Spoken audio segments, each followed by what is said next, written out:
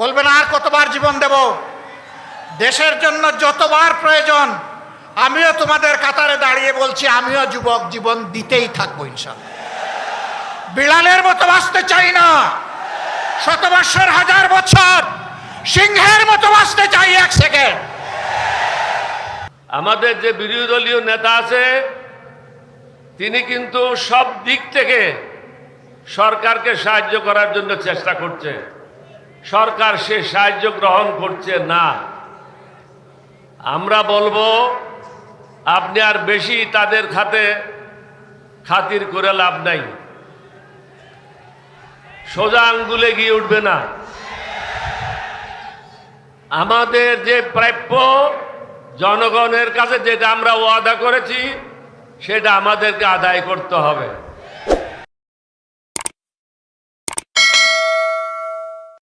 আসসালামু আলাইকুম ওয়া রাহমাতুল্লাহ।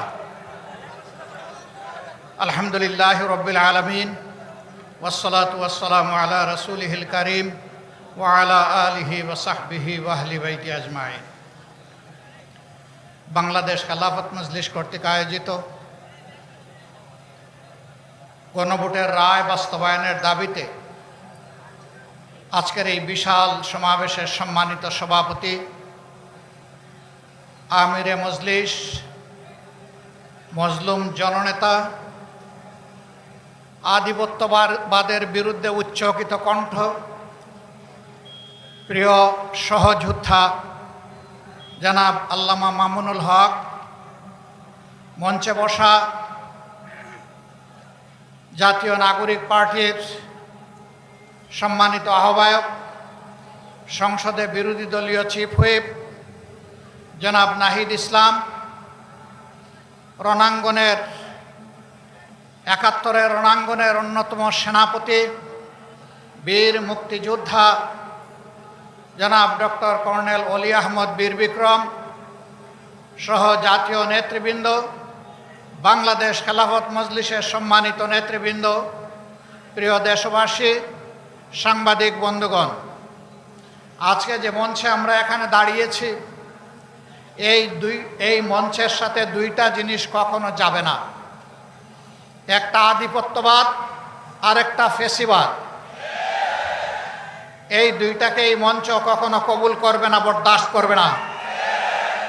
এই মঞ্চে যারা বসে আছেন তারা জাতির স্বার্থে দেশপ্রেম বুকে ধারণ করার কারণে জ্বলে জ্বলে তিলে তিলে তারা প্রমাণ করেছেন জীবন দেব, অন্যায়ের কাছে মাথা নত করব না।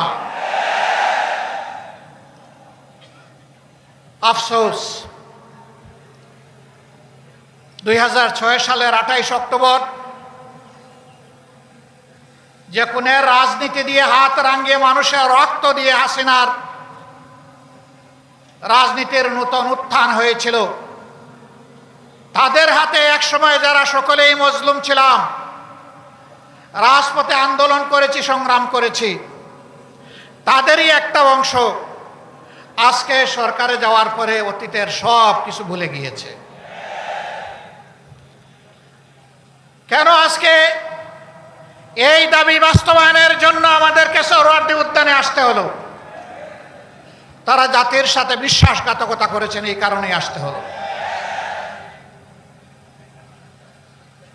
তারা স্বীকার করতে বাধ্য হয়েছেন জুলাই সনদ বাস্তবায়নের কার্যকরী আইনি পদ্ধতি হিসাবে গণভোটের কোনো বিকল্প নেই।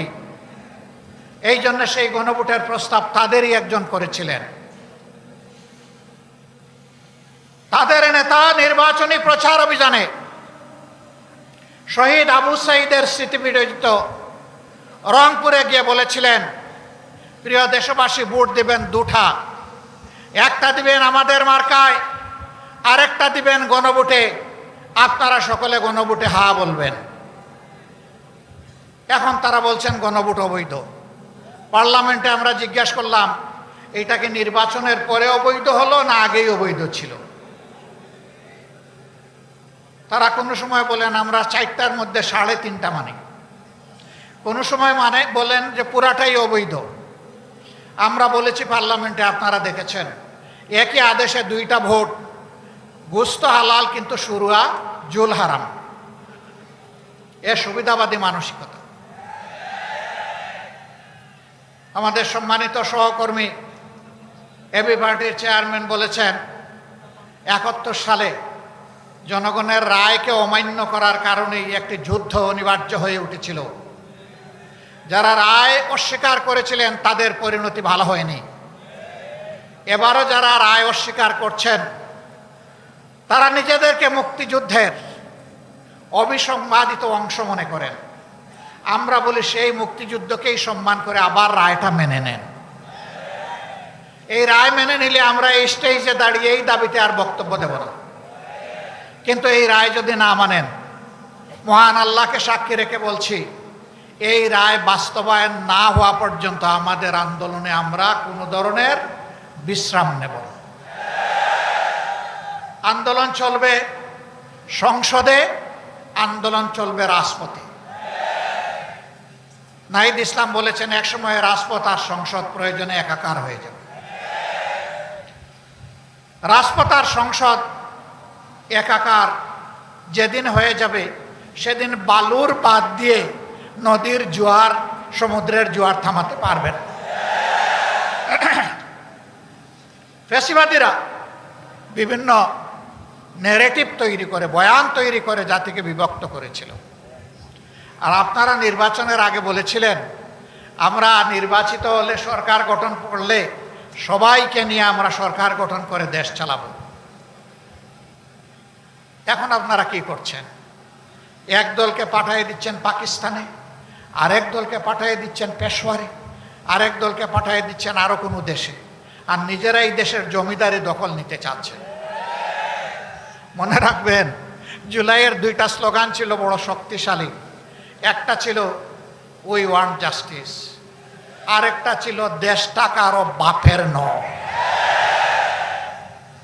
এদেশ বাংলাদেশের জনগণের। আধিপত্যবাদের দূষরদেরকে তাড়া দেখিয়ে শত শত আলিম উলামা বুকের তাজা রক্ত এবং জীবন দিয়ে এই দেশবাসীকে জীবন এনে দিয়েছেন। আমরা সেই আলিম উলামার সাথে বিশ্বাসঘাতকতা করব না। আমাদের যে যুব সমাজ, যে শ্রমিক সমাজ, যে কৃষক সমাজ, আপামর জনগণ, এমনকি 4 বছরের শিশু জীবন দিয়ে আমাদেরকে ঋণী করে গিয়েছে, আমরা তাদেরকে কথা দিচ্ছি আমরা তোমাদের সাথে বেঈমানি করব না। তোমাদের স্বপ্ন বাস্তবায়নে আমরা অবিচল সামনে এগিয়ে যাব ইনশাআল্লাহ। আমরা গভীরভাবে আস্থাশীল, ইনশাআল্লাহ আমাদের নয় জনগণের বিজয় হবে ইনশাআল্লাহ।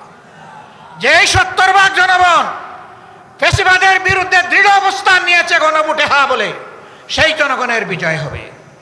নতুন করে কেউ ফ্যাসিবাদ কায়েম করতে গেলে তাদেরকে অনুরোধ করব, নিকট অতীতের যাদেরকে এখন বুকে টেনে নিয়ে আপনারা এই নির্বাচনের বৈতরণী পার হয়েছেন, যাদের হাতে পায়ে ধরে ইঞ্জিনিয়ারিং করে ক্ষমতায় এসেছেন, তাদের পরিণতি থেকে শিক্ষা গ্রহণ করুন। সম্মানিত ভাই ও বন্ধুগণ, তারা সংসদে দাঁড়াইলেই বলেন একটা সুষ্ঠু নির্বাচনের মধ্য দিয়ে গঠিত সরকার।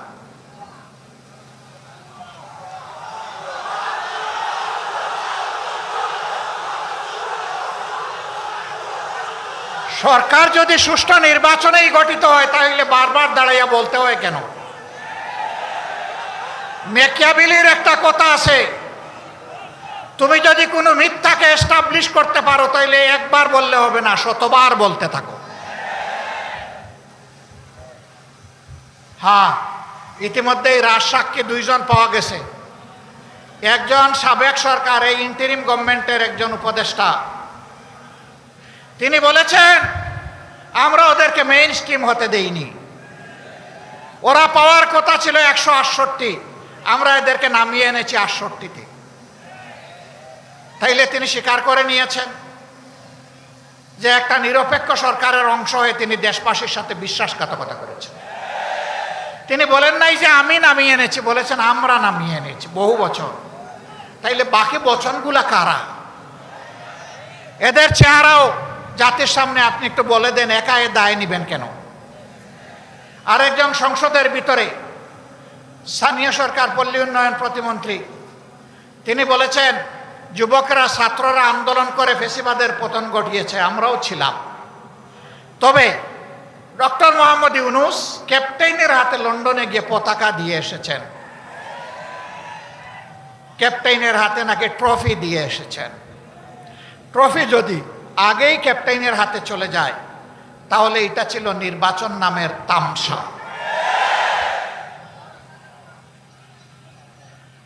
তারা স্বীকার করে নিচ্ছেন মৌলানা মামুনুল হক সংসদে গেলে কি হতো,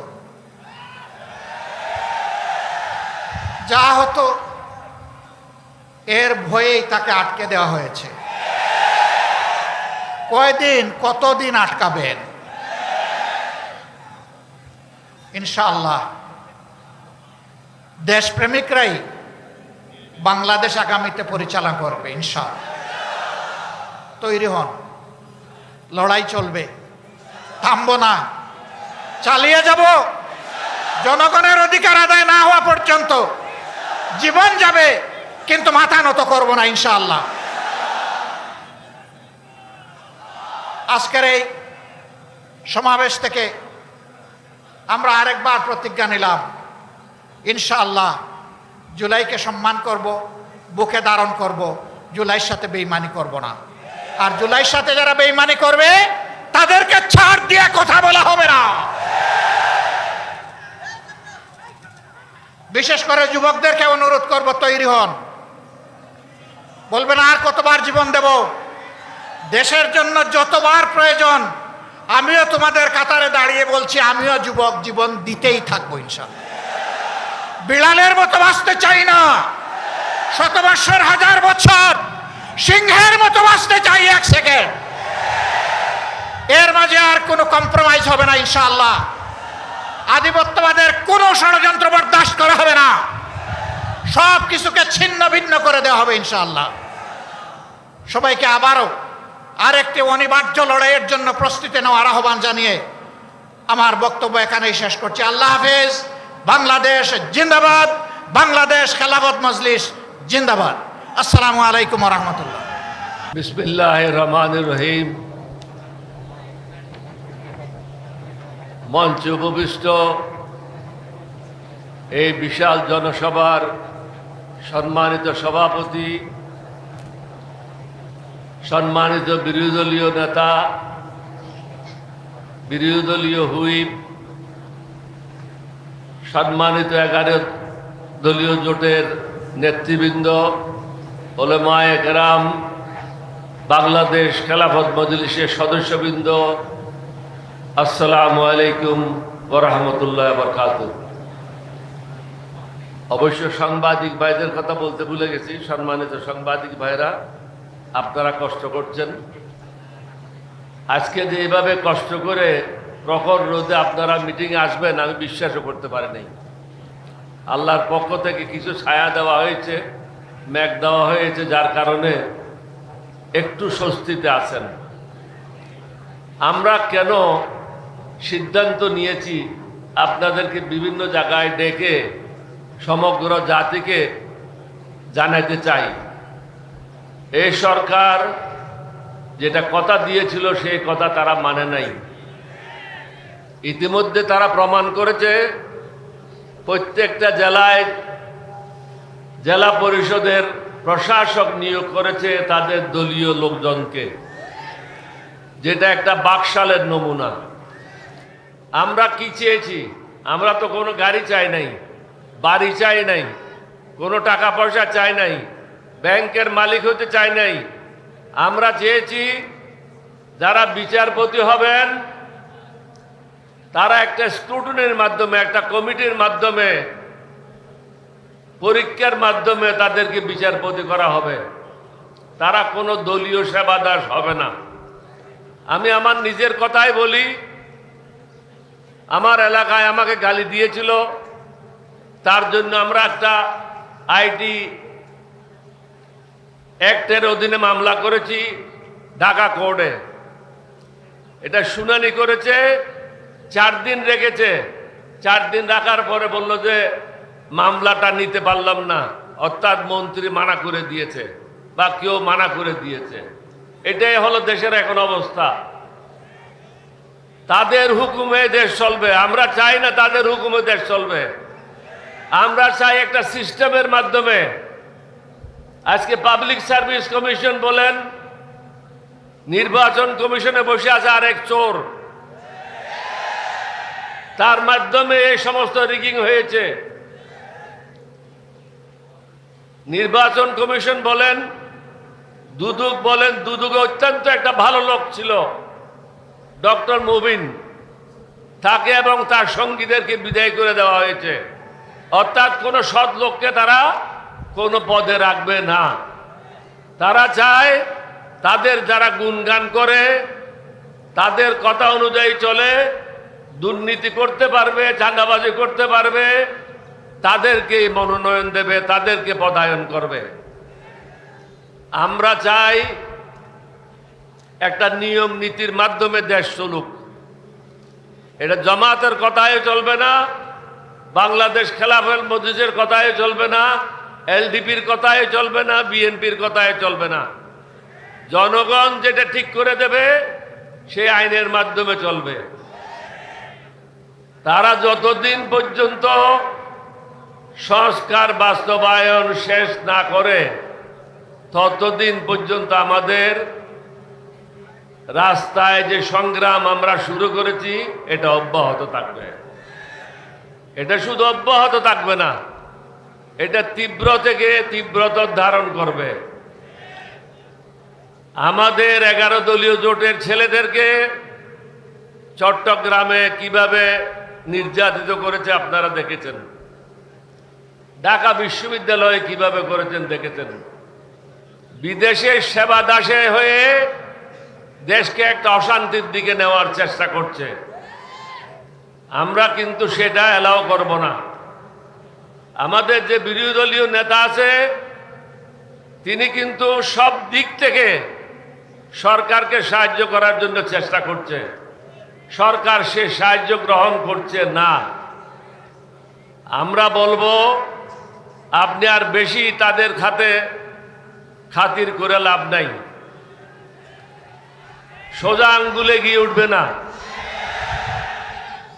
আমাদের যে প্রাপ্য জনগণের কাছে যেটা আমরা ওয়াদা করেছি সেটা আমাদেরকে আদায় করতে হবে। আপনারা কি প্রস্তুত আছেন? আলহামদুলিল্লাহ, সবাই হাত উঠে নে মনে হয়। সবাই উঠেছে? দেখেন তো দেখি একটু চারিদিকে। এই এখন সুন্দর লাগছে। ধন্যবাদ আপনাদের সবাইকে। আল্লাহ আপনাদের সুস্থ শরীর দান করুক, সঠিক পথে চলার তৌফিক দান করুন। বাংলাদেশে যেন জনগণের ক্ষমতা আবার চলে সেটাই আমাদের দেখতে হবে। বিদেশিদের তাবেদারি থেকে আমাদের বেরিয়ে আসতে হবে। আপনাদের সবাইকে ধন্যবাদ। বাংলাদেশ জিন্দাবাদ। আসসালামু আলাইকুম ওয়া রাহমাতুল্লাহি ওয়া বারাকাতুহু।